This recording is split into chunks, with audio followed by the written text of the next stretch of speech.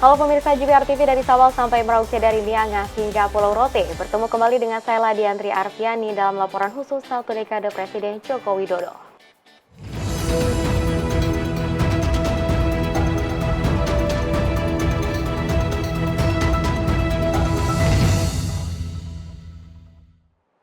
Mengawali informasi pertama pemirsa, 1 dekade ini pemerintahan Presiden Joko Widodo menunjukkan kedaulatannya di sektor pertambangan dengan kepemilikan saham pemerintah yang dominan di perusahaan tambang milik asing.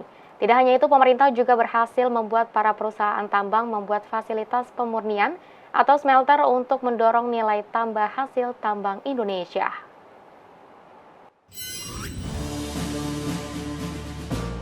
Dalam kepemimpinannya sejak terpilih menjadi presiden pada tahun 2014, salah satu janji Presiden Joko Widodo adalah bisa mendivestasi saham PT Freeport Indonesia sebesar 51%.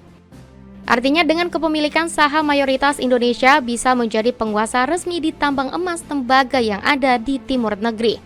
Upaya pemerintah Indonesia untuk merebut kedaulatan sektor pertambangan dalam negeri semakin membuahkan hasil. Bukan hanya kepemilikan saham melalui PT Inalum Persero, Indonesia berhasil membuat perusahaan tambang satu persatu membuat fasilitas pemurnian atau smelter senilai 56 triliun rupiah di kawasan ekonomi khusus Java Integrated and Industrial Port Estate yang berlokasi di Gresik, Jawa Timur. Hilirisasi dengan pembangunan smelter yang diinisiasi oleh Presiden Joko Widodo mendorong Indonesia menjadi negara industri maju yang mengolah sumber daya alamnya sendiri dan tidak mengekspor barang mentah ke luar negeri sehingga memberikan nilai tambah dari produk yang dihasilkan.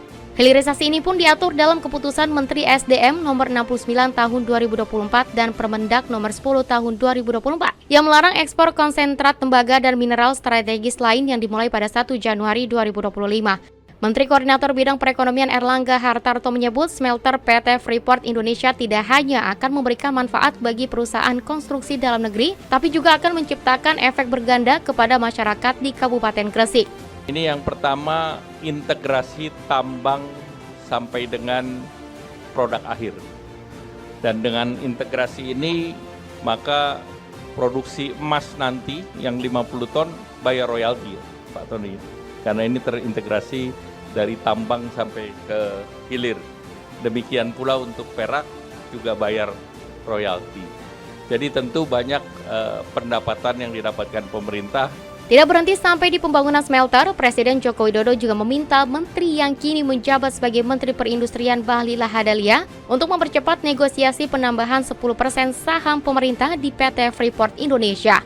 Target penambahan kepemilikan saham pemerintah sebesar 10% di PT Freeport Indonesia bertujuan untuk semakin mensejahterakan masyarakat Indonesia. Dengan penambahan 10% saham, pemerintah dapat membuka lapangan kerja baru bagi masyarakat dan juga akan mendorong percepatan hilirisasi dari hulu ke hilir melalui pembangunan smelter, khususnya pada komoditas tembaga. Dan kita akan mendapatkan lagi saham tambah 10% dan sudah disetujui juga akan membangun smelter di Papua supaya orang Papua juga merasa bahwa tembaganya betul, konsentratnya betul dari Papua, harus ada smelternya juga di Papua. Dan insya Allah Pak Tony, kami akan merampungkan dalam kurun waktu secepat-cepatnya. Tergantung kalau PT Freeport juga sudah selesai syarat-syaratnya, kami akan melakukan percepatan supaya perpanjangan ini bisa dilakukan, karena sekarang Freeport ini bukan lagi milik Freeport McMoran. Ini sudah 51%. Sudah milik BUMN, kalau kita tambah 10% lagi berarti sudah 61% milik pemerintah Indonesia. Wajah Indonesia banyak berubah 10 tahun terakhir. Tidak hanya digitalisasi, ekonomi, tambang, dan kesehatan yang bertransformasi, namun juga sektor pertanian yang banyak berubah. Proses perubahan sektor pertanian terjadi di berbagai aspek, mulai dari penggunaan teknologi dan inovasi, penerapan sistem pertanian, penggunaan varietas unggul baru, pembangunan bendungan, dan berbagai hal lainnya. Kemauan dan komitmen kuat pemerintah menjaga ketahanan pangan nasional berbuah swasembada beras 4 kali dalam 10 tahun terakhir dan penghargaan internasional oleh International Rice Research Institute pada tahun 2022 lalu. Transformasi sangat diperlukan mewujudkan perubahan menjadi keadaan yang lebih baik dan maju. Sebagai jantung kehidupan masyarakat di Indonesia, pemerintah dalam 10 tahun terakhir banyak melakukan perubahan pada sektor pertanian. Pertanian dalam 1 dekade telah menjadi lebih modern dan kebijakan yang diambil Presiden Joko Widodo turut berpihak pada petani Indonesia. Ini terlihat dari pembangunan lumbung pangan di berbagai wilayah di Indonesia hingga peningkatan anggaran pupuk bersubsidi. Kerja keras pemerintah dan para petani berhasil membuat Indonesia swasembada beras tanpa impor sebanyak 4 kali, yakni pada tahun 2017, 2019, 2020, dan 2021. Tidak hanya itu, untuk lebih meningkatkan produksi pertanian, pemerintah turut memperbaiki sistem irigasi, infrastruktur pertanian, mendistribusikan alat-alat pertanian modern, penerapan teknologi dan pompanisasi guna menghadapi ancaman anomali iklim yang berkepanjangan. Pemerataan teknologi dan infrastruktur pertanian bukan sekedar impian, tapi nyata dirasakan banyak petani di berbagai pelosok di Indonesia. Dampaknya, hasil panen meningkat dan ketahanan pangan Indonesia semakin kuat. Kerja keras pemerintah, petani, dan masyarakat diganjar penghargaan tertinggi bidang pangan, yakni Agricola Medal dari FAO atau Badan Pangan Dunia. Di waktu terpisah, pemerintah juga mendapatkan penghargaan dari International Rice Research Institute atas pengakuan sistem pertanian pangan yang tangguh dan swasembada beras sebanyak 4 kali. Perubahan bertahap sektor pertanian mulai dilirik generasi muda yang sebelumnya acuh dan meninggalkan pertanian. Mereka terpanggil untuk terjun ke pertanian dengan menerapkan gagasan segar dan konsep pertanian modern. Dari tangan-tangan terampil, kesabaran, dan ketekunan petani Indonesia, hasil-hasil pertanian Indonesia mampu melewati batas negara dan bersaing di pasar global. Pertanian tidak lagi sebatas bertahan, namun menjadi harapan kesejahteraan dan ketahanan pangan bagi generasi muda yang akan datang. Ancaman krisis pangan. Kita tahu jumlah penduduk dunia semakin meningkat. Kebutuhan pangan tentu saja akan naik. Seperti di Indonesia ini kenaikan per tahun 1,25% penduduk kita. Kemudian ada ancaman perubahan iklim, kemarau, seperti sekarang orang sudah mulai bingung karena ada super El Nino. Kemudian juga kenaikan suhu, kenaikan air laut. Pikirkan secara ini ya khawatir, tapi saya tidak perlu khawatir. Yang paling penting solusinya seperti apa.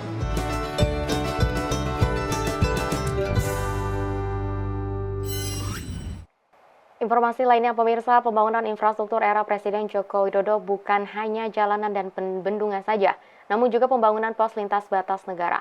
Dalam satu dekade ini, Indonesia memiliki 15 PLBN yang tersebar di seluruh wilayah perbatasan Indonesia.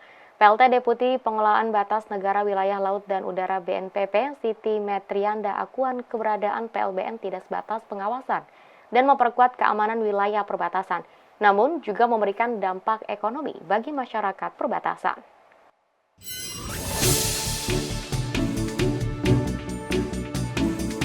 Indonesia merupakan negara maritim dengan predikat kepulauan terbesar di dunia. Tercatat Indonesia memiliki lebih dari 17.000 pulau yang tersebar di berbagai wilayah termasuk di daerah perbatasan. Badan Nasional Pengelola Perbatasan Indonesia menjadi tulang punggung dalam menjaga keamanan dan pengawasan di perbatasan. BNPB juga bertugas memberdayakan masyarakat Indonesia yang hidup dan tinggal di area perbatasan khususnya dalam hal kesejahteraan. Dalam dialog dengan GPR TV, PLT Deputi Pengelolaan Batas Negara Wilayah Laut dan Udara BNPB Siti Metrianda akuan mengatakan, 10 tahun terakhir BNPB aktif memperkuat kerjasama dengan instansi terkait, baik di level nasional maupun internasional. Kerjasama ini merupakan bagian dari mengatasi ragam tantangan yang muncul di perbatasan. Di satu sisi, kehadiran PLBN juga memberikan manfaat bagi masyarakat sekitar, yakni peningkatan pelayanan masyarakat, potensi pertumbuhan sentra ekonomi baru, dan menumbuhkan rasa nasionalisme. Terhitung dari 2015 sampai dengan 2024 sudah terbangun 15 pos lintas batas negara. Terbagi dari 7 PLBN dibangun di tahun 2015 hingga 2019 dan 8 PLBN dibangun 2020 hingga 2024 dengan total anggaran sebesar 1,3 triliun rupiah. Jadi kita berharap dengan pembangunan PLBN ini akan menjadi sentra pertumbuhan perekonomian masyarakat, mengembangkan kehidupan perekonomian yang lebih baik di masyarakat di kawasan perbatasan. Selain itu mungkin kita bisa melihat bersama menyaksikan bahwa pembangunan PLBN di daerah kawasan perbatasan yang menjadi titik lintas batas negara ini akan memberikan multiplier effect bagi pertumbuhan perekonomian di kawasan perbatasan. Pemirsa, Kepolisian Republik Indonesia menyatakan telah membentuk 5 kepolisian daerah atau Polda selama 10 tahun di bawah kepemimpinan Presiden Joko Widodo. Polda yang dibentuk pada tahun 2014 hingga 2024 itu untuk memberikan perlindungan, pengayoman, dan pelayanan kepada masyarakat Indonesia.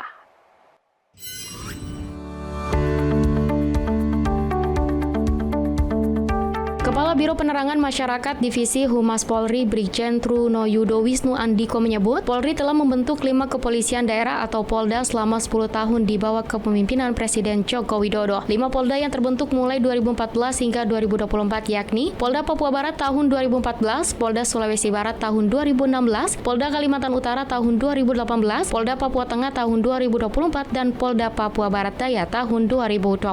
Selain itu, Polri juga telah membentuk sebanyak 615 Polres, Polsek, dan Pulsobsektor.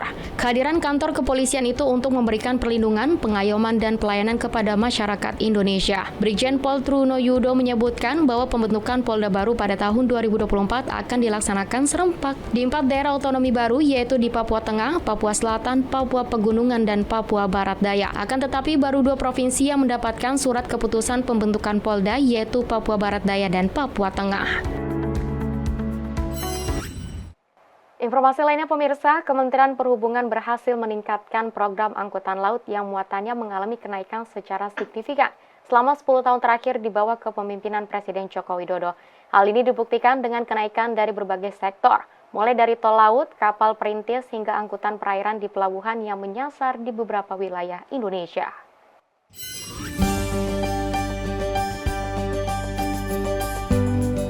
Satu dekade di bawah kepemimpinan Presiden Joko Widodo, Kementerian Perhubungan terus memaksimalkan peningkatan program angkutan laut seperti tol laut, kapal perintis, serta rede transportasi.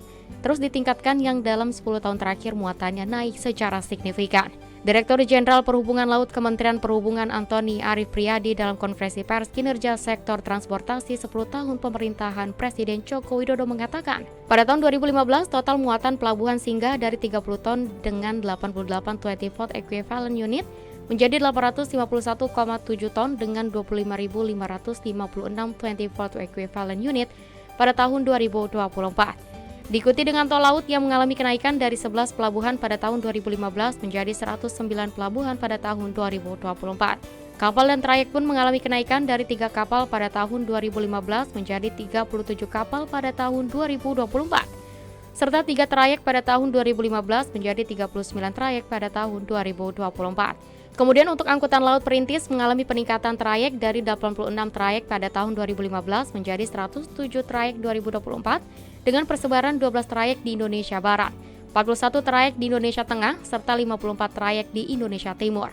Adapun jumlah anggaran yang telah dikeluarkan pemerintah selama 10 tahun untuk angkutan laut perintis sebanyak 10,98 triliun rupiah. Antoni menyatakan berkat program-program tersebut dalam beberapa tahun terakhir aksesibilitas pelayanan publik semakin mudah.